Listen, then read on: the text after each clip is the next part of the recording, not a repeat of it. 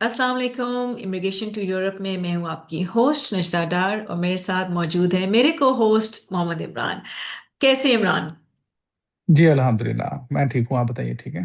Perfect perfect. तो नाज़रीन, हमने जैसे इमरान, आपको भी पता है, आपने बड़ी ही अपना फोकस दिया है इमिग्रेशन के ऊपर। इमिग्रेशन के जो कानून हैं डिफरेंट ममालिक में, जॉब्स के हवाले से तमाम चीज़ें। आज का जो टॉपिक है, हम थोड़ा सा अपने, जैसे हमने हमेशा कहा कि हम एजुकेट करना चाहते हैं। तो आज जो हम जो इमिग्रेशन के टॉपिक्स पे बात करेंगे, आज हम उस पे बात करेंगे कि पाकिस्तान में जो जो पाकिस्तान से जाने वाले तालिबा हैं, वो यूरोप में किस जगहों पे काम कर सकते हैं, उनकी पॉलिसीज क्या हो सकती हैं, और वो स्टूडेंट्स जो फ्रेशली ग्रेजुएट हैं या वो चाह रहे वहाँ जाके पढ़ें भी, काम भी करें, तो उनकी क्या पॉलिसीज हो सकती हैं। तो इसी के साथ मैं सवाल भी आपसे हम्म। करती हूँ कि जो पाकिस्तान से जाने वाले स्टूडेंट्स हैं, वो यूरोप में काम करने की इजाज़त है कि नहीं, और किन किन मुल्कों में है? जी, काम करने की इजाज़त तो हर कंट्री में होती है, यूरोप के हर कंट्री में होती है। लेकिन ये डिपेंड करता है किस कंट्री में आप जा रहे हैं, और हर कंट्री की एक डिफरेंट पॉलिसी होती है स्टूडेंट्स के लिए regarding how many hours they can work weekly. ठीक है। और जहाँ तक फॉर एग्जांपल फुल टाइम, क्योंकि पाकिस्तान से जो स्टूडेंट्स आते हैं उनको उनकी कोशिश यही होती है कि जितने ज़्यादा से ज़्यादा घंटे हम काम करें वो हमारे लिए बेटर है, बनिस्बत इसके हम ज़्यादा से ज़्यादा घंटे पढ़ाई करें। तो एग्जैक्टली। उधर जो है उधर जो है यहाँ पे स्वीडन एक ऐसा कंट्री है जो आपको फुल टाइम वर्क अलाउ करता है ठीक है। During during studies. उनकी उनकी लिमिट कोई नहीं है। और वो उसकी वजह शायद ये भी है कि वो इनको कह कह के थक गए हैं कि 20 घंटे से ज्यादा ना करो। उन्होंने कहा जी हमने तो करना ही करना है। हम जो है ना वो कम से कम 140 या 150 घंटे जो है ना महीने का काम करेंगे, 40 आवर्स अ वीक। हम्म। तो नई बाज आए तो उन्होंने कानून ही बदल दिया। उन्होंने कहा चलो फिर करो, हमें तो टैक्स आ रहा है। हम्म। ठीक है। आप अगर और यहाँ पे अगर अपनी फीसेस यहाँ से कमाई करके पूरी करना चाहते हैं तो यहाँ से कर लें। ठीक है। लेकिन कुछ कंट्रीज ऐसे हैं जैसे जर्मनी है, ये भी ऑलमोस्ट फुल टाइम अलाउ करता है। लेकिन हम दीगर यूरोपियन कंट्रीज की बात करें तो उसमें जो है वो 20 आवर्स अ वीक, जो कि एक यूनिवर्सल लॉ है फॉर द स्टूडेंट्स, हम्म। वो काम कर सकते हैं। लेकिन जब वेकेशन होती हैं तब ऑब्वियसली फिर कोई लिमिट नहीं होती, 2 महीने की या 3 महीने की वेकेशन में वो फुल टाइम काम कर सकते हैं। ठीक है। ठीक है। अच्छा इमरान, एक ये भी बड़ा परसेप्शन है, हमारी जो स्टूडेंट्स हैं उनको ये भी लगता है कि हम यूरोप जाएंगे।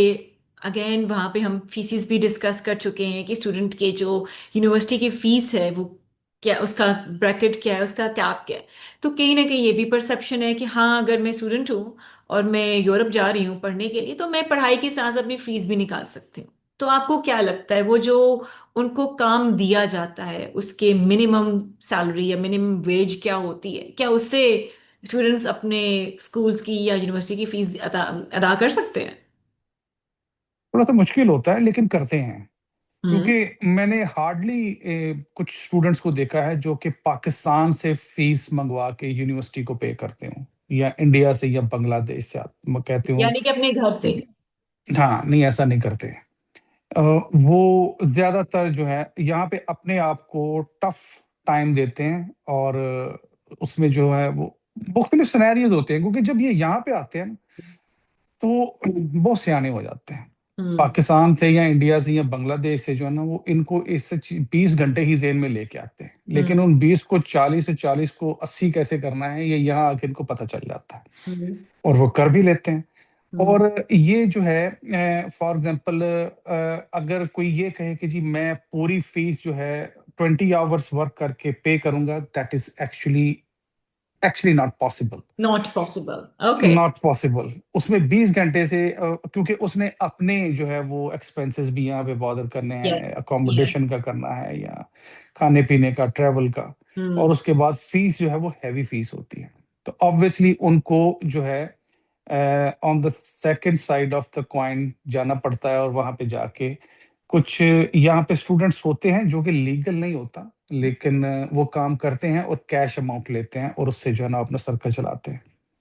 ठीक है। यानी कि वो लेकिन परसेप्शन बिल्डअप है, आप उसी की बात कर रहे हैं, राइट? कि मुश्किल है क्योंकि आपने हम्म। अकोमोडेशन, यूटिलिटीज, इन तमाम चीजें, क्योंकि आपको, आप वहां के सिटीजन तो है नहीं कि आपको हर चीज दी जाए। ना, सिटीजन्स के लिए तो सब चीज फ्री होती है, उल्टा उनको पढ़ने के पैसे मिलते हैं, आप पढ़े हम आपको पैसे देंगे। बिल्कुल। ठीक है।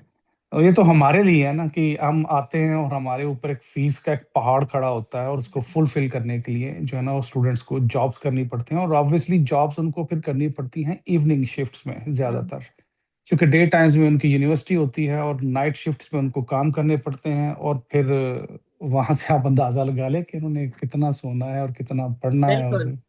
कितना काम करना है। बिल्कुल। अच्छा इमरान, हमने गुज़श्ता सालों में, आपको पता है, राइट आफ्टर कोविड और राइट आफ्टर, अगर ब्रेग्जिट हो रहा है या कोई ऐसे ममालिक जो एक यूनियन से अलहदा हो रहे हैं, तो रूल्स रेगुलेशन यूरोप में काफ़ी हद तक वीज़ास को लेके, स्पेशली जी। स्टडी वीज़ास को लेके स्पेकुलेशंस भी रही हैं। कुछ ना कुछ इमिग्रेशन रूल्स भी सामने आए हैं।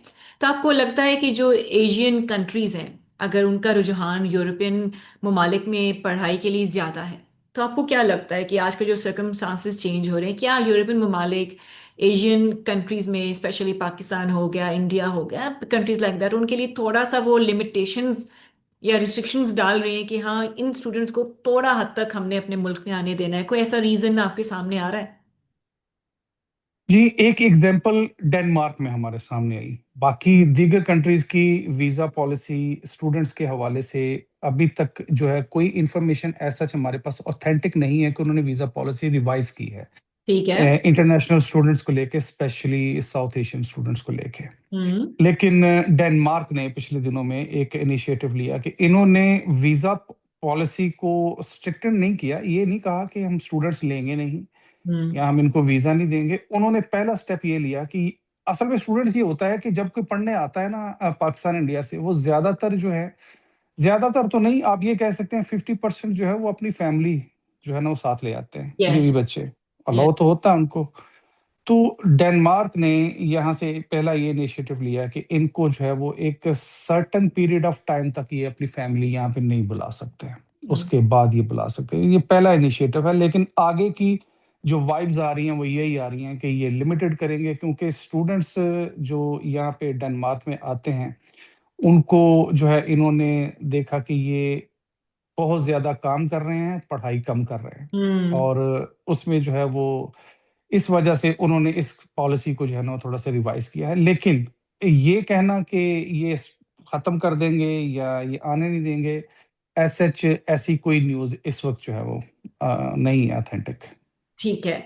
अच्छा इमरान, वंस आपका वीजा लग गया, एक स्टूडेंट है वो पढ़ने जा रहा है, तो उसको लगता है कि अभी स्टूडेंट वीजा लगा है, मैं वहां जाऊंगा, वर्क परमिट तो मतलब कि पीस ऑफ केक है, वो तो मुझे ऐसे मिलेगा, कंपनीज दौड़ दौड़ के आएंगी। देखिए, एक बबल होता है यूजुअली, आजकल की जो जनरेशन है सैडली अनफॉर्चुनेटली बबल में रहती है, क्योंकि बबल में रहने का मकसद ये नहीं है कि वो कोई उनको लगता है कि बहुत कोई वहाँ पे बेड ऑफ रोजेज हैं और तमाम चीज़ें हो जाएंगी। प्रॉब्लम ये है कि एजुकेशन या एक्सपोजर नहीं है वीज़ा इमिग्रेशन को लेकर। तो आपको क्या लगता है, कोई स्टूडेंट जब वहाँ पे आता है, उसको वर्क परमिट मिलना right after he is done with his university, he got a job, वो प्रोसेस कितना लंबा है, क्या वो पॉसिबल है, किस हद तक इम्पॉसिबल है, ये भी जानना चाहेंगे। पॉसिबल तो है, क्योंकि कोई भी यूरोपियन कंट्री है उसमें जब आप अपनी एजुकेशन कंप्लीट कर लेते हैं then hmm. You have right to apply for a job seeker visa, hmm. और वो एक लिमिटेड पीरियड ऑफ टाइम के लिए गवर्नमेंट जो है वो आपको इशू कर देती है। फॉर एग्जांपल अगर हम स्वीडन की बात करें, हम्म। स्वीडन में ये प्रोसेस जो है वो, मैंने जो एनालिसिस किया है दीगर कंट्रीज के हवाले से, ये स्वीडन की जो पॉलिसी है वो बेहतर है, और एक तो काम करने के हवाले से हम्म। स्टूडेंट्स के लिए मौजू है वो हम्म। कंट्री, और दूसरा ये है कि अगर आप वहाँ पे, यहाँ पे जैसे हमारे यहाँ पाकिस्तान में हायर एजुकेशन कभी। क्रेडिट आवर्स होते हैं, क्रेडिट आवर्स होते हैं हायर एजुकेशन कमीशन के, यहाँ पे ईसीटीएस बेस्ड एजुकेशन सिस्टम होता है स्वीडन का, ओके। ओके। और वो पॉइंट बेस्ड होता है। अगर कोई यहाँ पे, अगर किसी का 60 ईसीटीएस में एडमिशन हुआ है, जो कि 1 साल का प्रोग्राम बनता है जिसमें 10 मंथ्स फुल स्टडी होती है, हम्म। उसमें से अगर कोई 15 ईसीटीएस पास कर लेता है, या हम्म। अगर हम आसान लफ्जों में कहें क्रेडिट आवर्स, 15 क्रेडिट आवर्स जो है वो पास कर लेता है, हम्म। स्टडी कर लेता है, then he can qualify for a work permit. अगर उसको कोई भी जॉब वहां पे मिलती है तो उसको वो वर्क परमिट में कन्वर्ट कर सकता है। ठीक है। और उसके बाद अगर हम यहाँ पे दीगर कंट्रीज में जैसे जर्मनी है, ये भी आपको जॉब सीकर वीजा देता है। ठीक है। और उसमें जो है डेनमार्क भी जॉब सीकर वीजा देता है। हर कंट्री देता है, लेकिन वो उसकी मुद्दत जो है वो वेरी करती है हम्म। कि कोई 1 साल का आपको देगा, कोई आपको जो है वो 6 महीने का देगा। सो इस तरह जो है वो ये पॉसिबल है, लेकिन अनलिमिटेड पीरियड ऑफ टाइम के जितना टाइम आपको दिया जाता है उसमें आपको जो है वो मेक श्योर करना पड़ता है कि आपको जॉब मिल गई है। ठीक है। अच्छा इमरान, अब एक छोटा सा सवाल मैं हटके करूंगी, क्योंकि समटाइम्स ये होता है कि जो भी बाहर पढ़ने जा रहे हैं, या तो ऐसी कोई वेल ऑफ फैमिली है तो उनको पता है कि मैंने ये वाला कोर्स करना है, ये डिग्री करनी है, and all I need is a degree. कुछ फॉर्चुनेट फैमिलीज होते हैं जो they can support their kids and their family members कि आप जो एजुकेशन करें। कुछ होते हैं जो सिर्फ एक एस्केप गेट देख रहे होते हैं कि हम यूरोप चले जाएं, ये डिग्री कर लें। तो आपको क्या है कि कौन से ऐसे जी। कोर्सेज हैं या ऐसी डिग्रीज हैं जो यूरोप में अवेलेबल हैं, हम उनको परस्यू कर सकते हैं, किसी के पास इतना पैसा है, और उसके बाद जो जॉब्स की रेशो है या प्रोबेबिलिटी है वो बेहतर हो सकती है।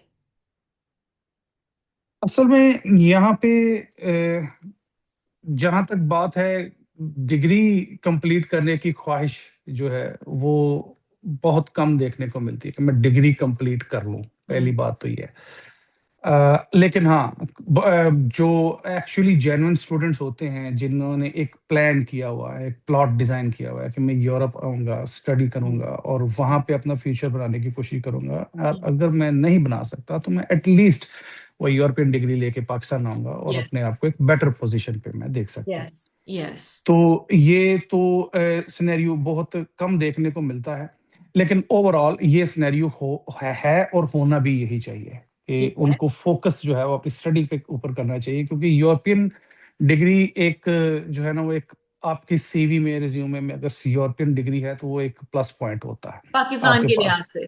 पाकिस्तान के लिहाज से प्लस पॉइंट होता है, और यहाँ पे भी जो यूरोप में भी एक्चुअली ये प्लस पॉइंट होता है, क्योंकि ओके। यूरोपियन भी जो है हमारे, हाँ ये एक आइडिया है कि यूरोप में हर एक बंदा जो है वो बहुत लायक फायक और पढ़ा लिखा होता है, ऐसा भी नहीं है। यहाँ पे भी जो है वो जैसे डेनमार्क में मैट्रिक तक 10 इयर्स एजुकेशन कंपलसरी है। वो हम्म। कंपलसरी तो उनको करनी पड़ती है। हम्म।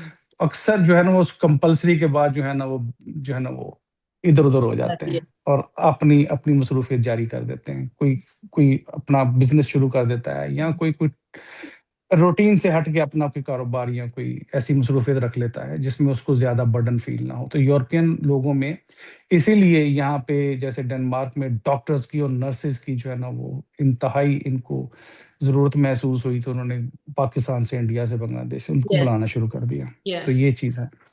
डिग्रीज का जहां तक ताल्लुक है, डिग्रीज यहाँ पे ऑब्वियसली मैं जो है ना वो जब से मैं यूरोप आया हूँ मैं तो एक ही बात करता हूँ कि कोई भी डिग्री करें वो टेक्निकल एजुकेशन के या। बेस पे करें। या। वो कोई हुनर हो आपके पास कि आप अगर जॉब नहीं भी मिलती तो आप सेल्फ एम्प्लॉयड हो जाएं, अपना काम कोई शुरू कर दें। कोई स्किल सेट और डेवलप कर ले। एग्जैक्टली exactly, उसमें जो है अब यहाँ पे फॉर एग्जांपल टेक्निकल एजुकेशन में मैं तो कुछ स्टूडेंट्स को जिन्होंने बहुत ज़्यादा जो है वो इंसिस्ट किया कि जी हमने स्टडी करना है और डेनमार्क में करना है, इसके हम्म। अलावा कहीं पे नहीं करना, तो मैंने उनको ये मशवरा दिया था कि आप यहाँ पे जो है ना वो टेक्निकल एजुकेशन में एडमिशन लें, और यहाँ पे अगर टेक्निकल एजुकेशन कंप्लीट करते हैं तो आपको जॉब भी मिल जाती है। फॉर एग्जाम्पल मोटर मैकेनिक का एक 4 से 5 साल का कोर्स होता है, हम्म। और मोटर मैकेनिक्स यहाँ पे जिसको आप पाकिस्तान में ऑटो वर्कशॉप पे वो लोग काम करते हैं जिस तरह का है, लेकिन वो भी एक इंजीनियरिंग है मेरे हवाले से, मेरे हिसाब से इतना आसान काम भी नहीं है। वो इस तरह के कोई कोर्स, इलेक्ट्रिशियन के कोई इलेक्ट्रिकल की फील्ड के कोई कोर्स, या आईटी में भी अगर आप नेटवर्किंग में आते हैं या राउटिंग एंड स्विचिंग में आते हैं, इस किस्म के प्रोग्राम्स लेते हैं तो वो बहुत ज्यादा बेनिफिशियल होते हैं। हम्म। हम्म। ठीक है, यानी कि हमेशा से इमरान आपने एक चीज कही है कि यूरोप में डिग्रीज नहीं चलती, जहाँ पे स्किल सेट की जो वैल्यू है यूरोप में, एक ऐसी चीज जो आपको स्टैंड आउट करे, specially in terms of IT. हम देख रहे हैं कि जो वेस्ट वर्ल्ड है आजकल, एआई का दौर है, आर्टिफिशियल इंटेलिजेंस है, आपकी साइबर सिक्योरिटी फर्म्स हैं, दे पे यू वेरी वेल। आप उनके सर्विस में काम करें, नेटवर्किंग में काम करें, दे पे यू गुड अमाउंट, और आपका सिस्टम भी चल सकता है। प्लस एक इतनी अच्छी कंपनी, कितनी अच्छी टेक्निकल फील्ड में आप जुड़ जाते हैं कि यूरोप के बाकी ममालिक भी आपके पीछे आते हैं कि हाँ, ये पढ़ा लिखा बंदा है, इसका टेक का तजुर्बा है, ये ऐसी कंपनीज में काम कर चुका है, नेटवर्किंग आती है, सर्वर्स आते हैं, रूटर्स आते हैं, तो somebody is good, good to गो।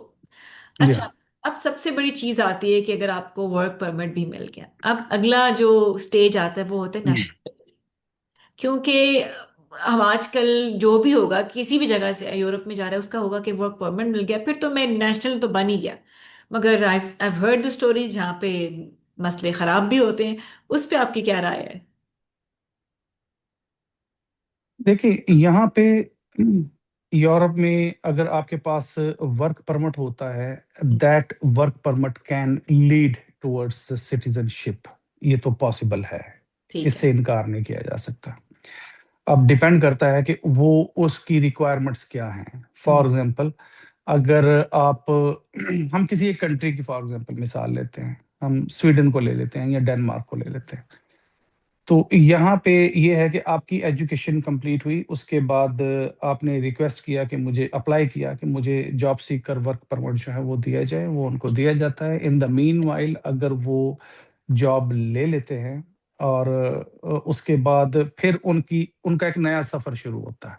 हम्म। वो फिर उसमें ये कहते हैं आपको कि ये जॉब जो आपको मिली है, इस जॉब की इतनी पर्टिकुलर सैलरी होनी चाहिए, इतने आपको इतने आवर्स आपका मिनिमम काम होना चाहिए, और इतने साल आपको करना है। फॉर एग्जांपल, लास्ट फोर, जब आप परमानेंट रेजिडेंसी अप्लाई करते हैं after hmm. Getting the work permit, जब आप उस तरफ चलते हैं कि मुझे परमानेंट रेजिडेंसी लेनी है, तो उसके लिए वो जब आपका टाइम ऑफ अब पूरा होगा, जब आप अप्लाई करने जाएंगे परमानेंट रेजिडेंसी, तो उसमें वो देखेंगे कि आपके पिछले 4 साल में आपने 3.5 साल मिनिमम फुल टाइम काम किया है और इतनी पर्टिकुलर सैलरी आपने जो है वो गेन की है।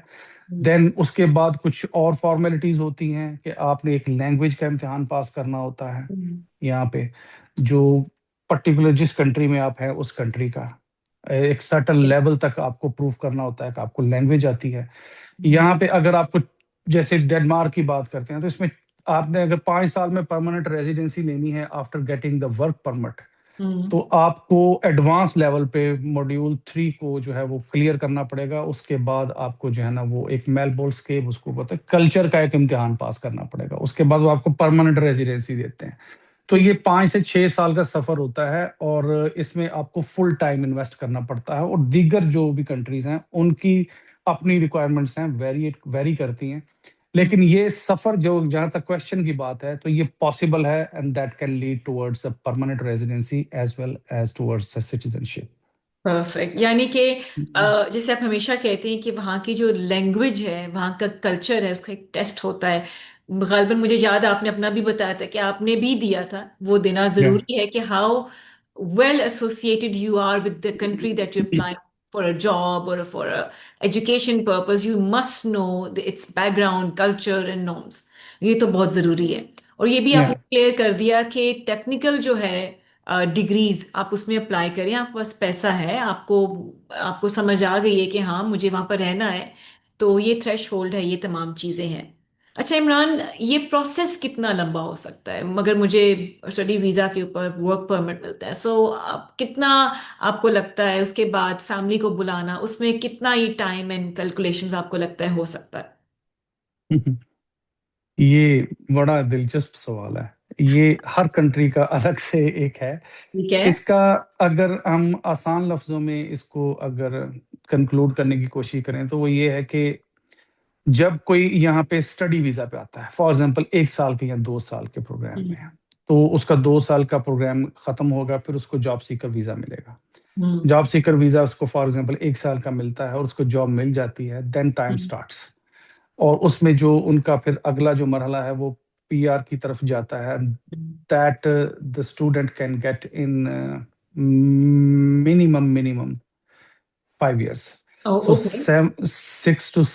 7 years to 7 to 8 years towards PR, and then after that, अगर वो PR ले लेते हैं, then उसके बाद फिर पासपोर्ट का एक सफर शुरू होता है।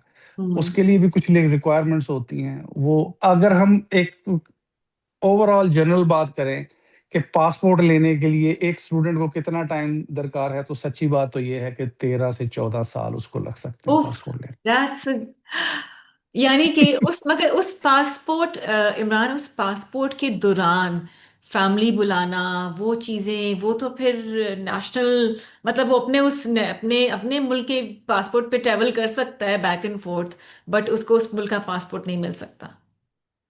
या फैमिली बुलाना, यहाँ पे ये भी एक बड़ा दिलचस्प सिनेरियो है कि अगर कोई नेटिव डैन है, फॉर एग्जांपल हम्म। डैनिश, हम्म। वो अगर पाकिस्तान में या इंडिया में किसी लड़की से शादी कर लेता है, हम्म।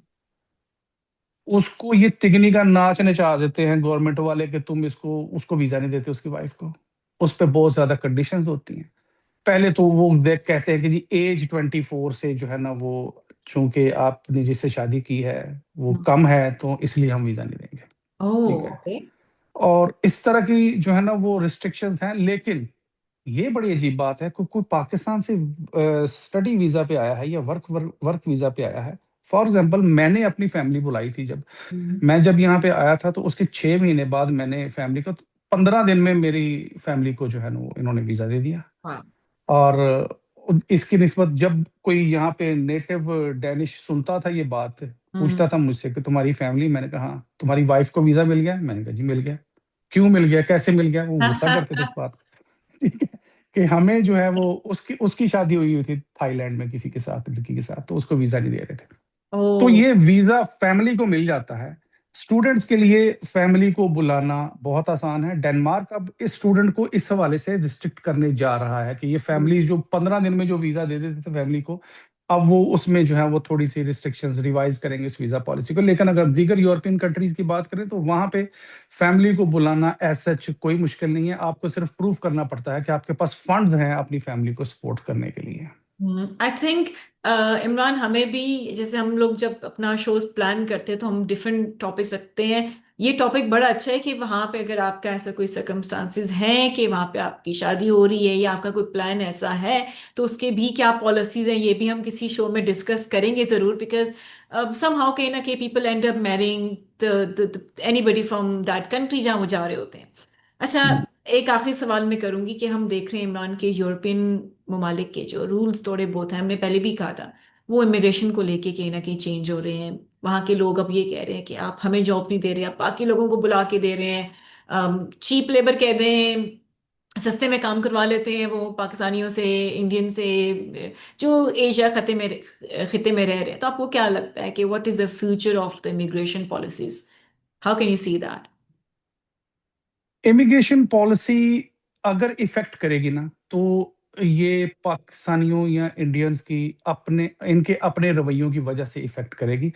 नेटिव जितना मर्जी, फॉर एग्जांपल यहाँ पे ये चीज भी एक है, और ये बड़ी इंटरेस्टिंग चीज है हम्म। कि जब कोई यहाँ पे आता है यूरोप में नया नया, और जब तक वो टेम्परेरी रेजिडेंस कार्ड पे होता है टीआरसी के ऊपर, हम्म। तब तक तो उसका रवैया बिल्कुल ऐसे होता है जैसे वो इंडिया के एक सियासतदान थे, अटल बिहारी वाजपेयी। ठीक है। वो हम्म। बड़ा धीमा, और जैसे ही इनको जो है ना वो परमानेंट रेजिडेंसी मिलती है, तो फिर इनमें जो है ना वो ये लालू प्रसाद यादव बन जाते हैं, और ये फिर कुछ जो है ना वो इनका जो है ना वो रवैया जो है वो सिस्टम को जो है वो ये डॉज करना शुरू कर देते यस। हैं और यस। बेनिफिट्स लेना शुरू कर देते यस। हैं। तो वो फिर देखते हैं कि ये जितने लोग ये यहाँ पे आ रहे हैं, जैसे ही इनको परमानेंट रेजिडेंसी मिलती है या सिटीजनशिप मिलती है, उसके बाद इनकी तबीयत ही नहीं ठीक रहती। ये काम भी नहीं करते, ये यस। बेनिफिट्स लेते हैं, ये यस। कंटेंट हेल्प या इस तरह की चीजों में इन्वॉल्व हो जाते हैं। तो फिर वो इन सारी चीजों को एनालिसिस करते हैं, तो उस पे फिर वो जो नए आने वाले जो लोग होते हैं, उनके लिए जो थोड़ी थोड़ी रिस्ट्रिक्शंस का जो है वो बोझ उनके ऊपर डालते रहते हैं। तो ये बंद तो कभी भी नहीं होगा। ये तो हम पहले भी 2-3 दफा जिक्र कर चुके हैं कि ये बंद नहीं होगा। लेकिन हाँ, कुछ रिवाइज हो सकती है पॉलिसी, कुछ रिस्ट्रिक्टेड हो सकता है ये प्रोसेस। लेकिन हाँ, गेट्स ओपन हैं यूरोप के, और इसके अलावा अगर हम बात करें यूएसए, कनाडा, ऑस्ट्रेलिया, सारे गेट्स ओपन हैं। बस उसको गेट के अंदर जाने के लिए जो है ना, वो तरीकाकार जो है वो बस जस्टिफाइड होना चाहिए और लीगल होना चाहिए। चले, thank you so much Imran, आपने बड़ी अच्छी इसके ऊपर अपने इंसाइट्स दिए। आपने बताया कि एटलीस्ट अगर अप्लाई करना है तो क्या फोरम्स हैं, चाहे वो, क्योंकि ये कंसर्न एक ही होता है जब आप इतने पैसे खर्च करके एक मुल्क जा रहे हैं तो फिर आप कहते हैं कि वहाँ के नेशनल बन के ही वापस आए। तो वैसे या तो डिग्री ऐसी लेके आए कि फिर बाकी ममालिक में फ्यूचर सिक्योर हो जाए अगर उस मुल्क में नहीं हो रहा। तो ये चीज़ें, thank you so much Imran. And I really hope कि हमारे ऑडियंस को आज के शो से कुछ ना कुछ हेल्प हासिल होगी। आप अपना कमेंट्स करते हैं, हमारे शो को पसंद भी करते हैं, मजीद पसंद करें ताकि मजीद टॉपिक्स इमिग्रेशन के तहत, यूरोप के तहत और ऐसे मुल्क जहाँ पे हम अभी जिसको कवर नहीं करेंगे ज़रूर, ऐसे लॉज जिसको अभी तक कवर किया नहीं बट करेंगे ज़रूर, तो उससे आप लोगों का भी फायदा हो। Thank you so much Imran for giving us your time. And I just want to make a request, आप पसंद करें शो को, keep supporting and keep appreciating अपना वतन। Till the next time, Allah Hafiz.